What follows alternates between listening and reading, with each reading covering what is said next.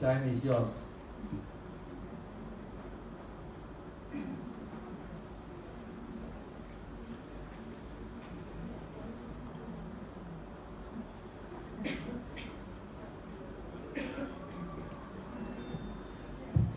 Thank you very much, Chairman. Ladies and gentlemen, Professor and colleagues, first I would like to thank to the committee who have invited me to come to this lovely meeting, and also to Vice Indonesia who support this educational symposium.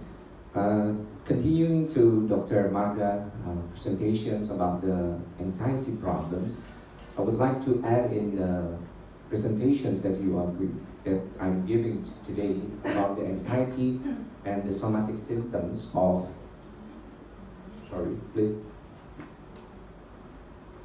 the somatic symptom in depression. So the goals of presentations for today, we are going to talk about the comorbidity of anxiety and depressions. We are going to talk about a little bit about anxiety and somatic symptom in depressions, and talking about the interconnection symptoms of all, and with a mixed pictures of these presentations, we are going to talk about a little bit about the treatment program.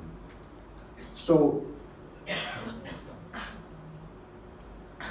oops, don't, this, I use it, sorry. So when we are talking about the anxiety and depressions, we are all aware in our clinical practice that most of the patients with anxiety problems also complaining about the depressive symptoms. Respectively, when the patient with depressions also comes with the anxiety problems. And the number of this is 85% of patients with depressions also experience significant symptoms of anxiety. And with this kind of disorder, we know that the comorbid anxiety and depressions not only occur in adulthood, but also in adolescence, and also since there's an anxiety in the laptop, I think. Sorry. From childhood to adolescence in the old age also. So, what seems to be important when we are talking about anxiety and depressions? Because it is more disabling. It is more resistant to treatment. It is have a great risk of suicide. It comes with the unexplained somatic symptoms. Not so many patients with depressions only complaining about their depressive symptoms, but most of the time we know in our clinical practice they come with the somatic problems. And it is associated with more severe psychological, physical, social, and workplace impairment. And of course, because of the somatic symptoms that comes with the depression problems, it seems to have a high use of non-psychiatric medical care. They come to the internists, they come to the neurologists, maybe they come to general practitioners as well.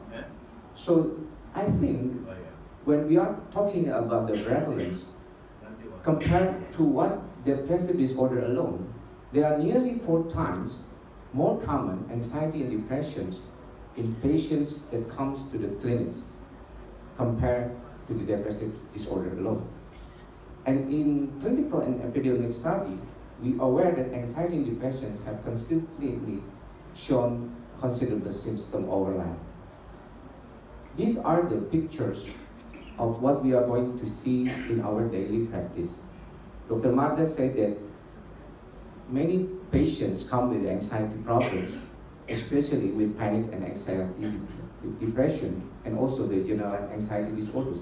But when we are talking about general anxiety disorder and major depressive disorder, there's some kind like symptoms like GI complaints, agitations, sleep disturbance, fatigue, and pain. It comes to the cross of the patients. It can reflect the interconnections of what become anxiety and also the major depressive disorder. So Dr. Marga already said about what seems to be the link of anxiety and the depression. But when we are going to talk about what is the real pathophysiology of these, we still do not know exactly. There are so many problems with the genetic factors that the increasing amount of research now is talking about genetic factors, but also the development trajectory in enriched environment, together with the psychiatric intervention and traumatic, and also the dysfunction of HPA axis, and also now we are going to be aware about this psychosomatic disorder.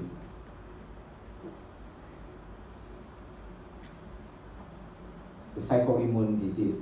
So the anxiety symptoms of depressions it come from all the things that together comes with symptoms that comes to our clinical practice.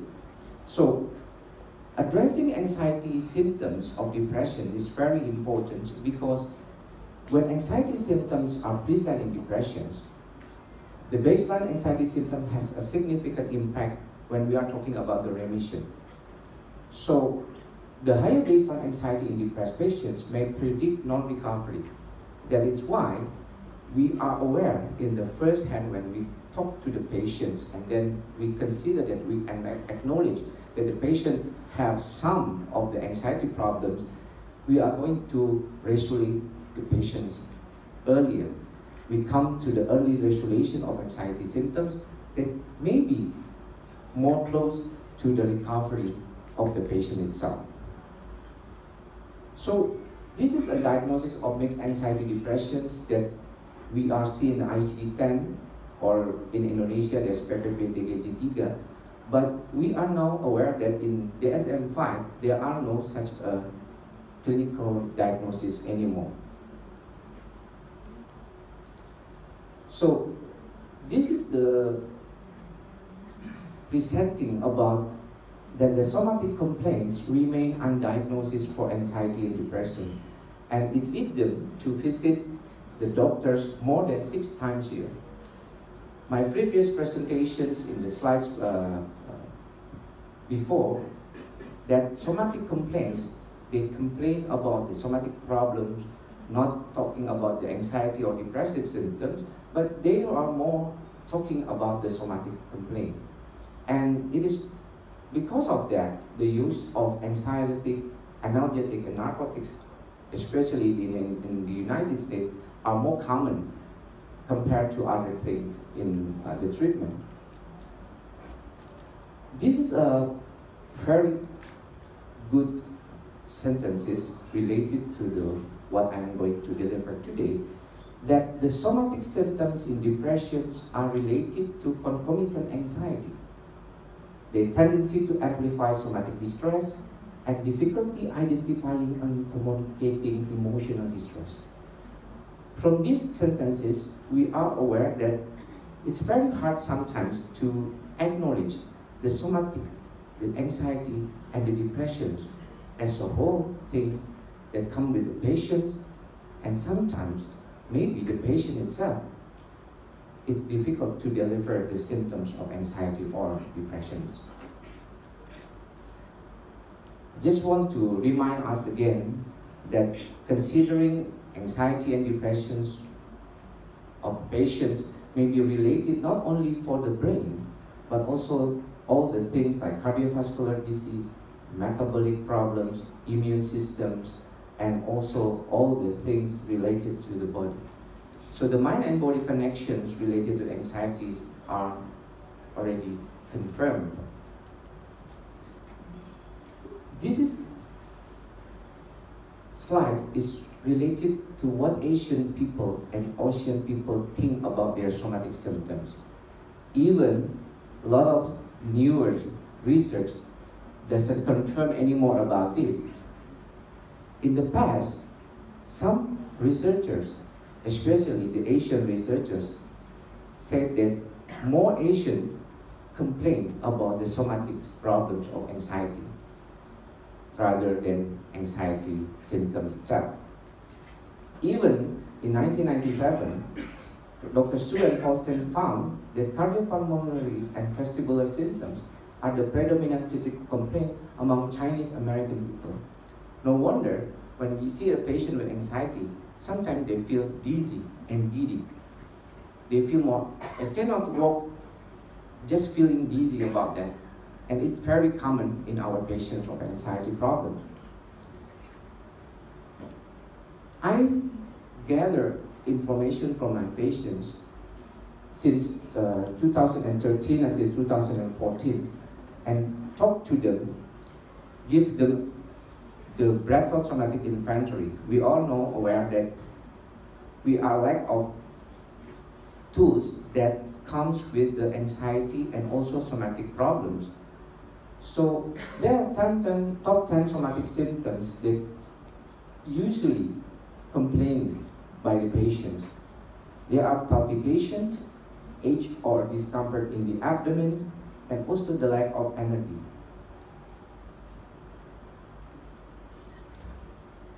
So, what about the treatment of comorbidities? There are a number of general principles of treatment of depressions and anxiety disorder comorbidity. We know that the cognitive behavior therapy is one of the options. It's already well documented, many research about that. But talking about the treatments from pharmacological side, we know that the antidepressants are now first-line treatment for anxiety disorder, with or without comorbid depression. Thank you. And the SSRI and SNRI are first-line treatment that commonly present to comorbid with depressions also. But what about benzodiazepines? Benzodiazepines are used for the active treatment of anxiety symptoms. We are all aware now, when we are sitting here, there are a lot happening in the world. Prescriptions of anti-anxiety related to the alprazolam in the United States, it is said that there one more than one Xanax prescription in every second. I already talked about 15 minutes, so you can count how many patients with alprazolam already prescribed by their doctors. Why? Because it's when we are talking about anxiety in America, sometimes they also usually talk about the Xanax or the alprazolam. So I just found in the Primary Care Companion Journal of Clinical Psychiatry in 2008 about the strength and the limitations of using SSRI and SNRI and compared to benzodiazepines. We know that the benzodiazepine has a rapid onset, relatively low cost compared to antidepressants. They have high patient acceptance, affective versus somatic symptoms related to what I've said in the first presentations. But SSRI, SNRI also has a proof for that kind of things like anxiety as well as depression. But there's some limitation. We know that have a slow onset. They have a sexual dysfunction problems also. Even with the benzodiazepine compared, many problems with this kind of thing. So we have to be aware of this strength and limitation, but we have to be very careful also when we are dealing with our patients. I just want to find out more about what is the SNRI and benzodiazepine for MDD. From the Cochrane study, 10 studies involving a total of 731 patients, patients on the combination therapy were less likely to drop out than those on antidepressants alone. The patients allocated to the combination therapy were less likely to drop out from the treatment due to the side effects. We know that there's kind of like a things, SSRI problems with anxiety, and also can trigger anxiety in the first week of the use of the SSRI.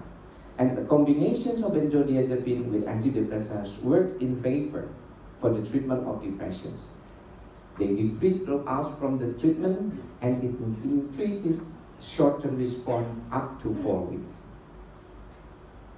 So I think Dr. Robert will deliver more about these treatments and also the other treatments related to the anxiety. But we are going to talk about this later on maybe. But I think combinations of benzodiazepine with antidepressants work in favor for the treatment of depression and also the anxiety problems. And we know that we have to be aware that the higher baseline anxiety in depressed patients may predict non-recovery. So we have to acknowledge the anxiety problems, We have to treat it well and wisely, of course,